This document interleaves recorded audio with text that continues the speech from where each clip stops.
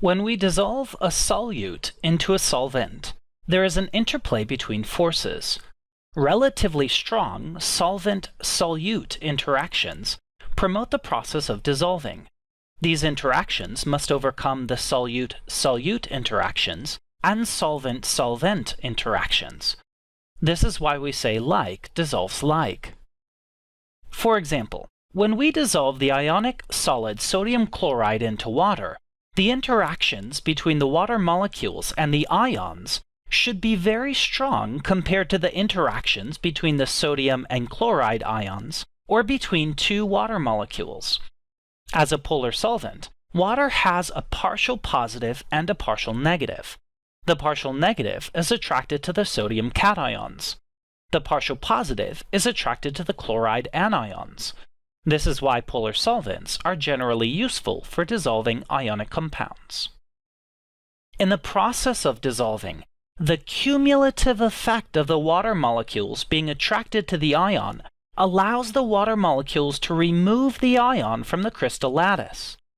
In solution, we see each cation is surrounded by the partial negative side of multiple water molecules, and each anion is surrounded by the partial positive of many water molecules.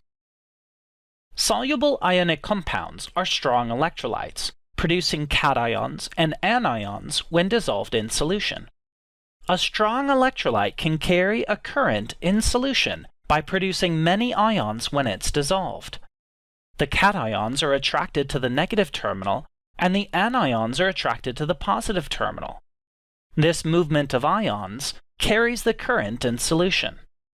Strong acids are also strong electrolytes because they break up completely to form ions in solution, which are able to carry the current. Weak electrolytes are only weak conductors of electricity in solution. A weak acid is an example of a weak electrolyte. Acetic acid is a weak acid, and it only ionizes to a very small extent. Usually less than 5% of the molecules produce ions, while most of the molecules stay together in solution. Non-electrolytes may dissolve in solution, but they do not form ions, so they cannot carry current. When we dissolve sugar in water, there are relatively strong attractions between the sugar molecules in water, so sugar is able to dissolve. However, the sugar molecules are left intact when they dissolve. They do not produce ions.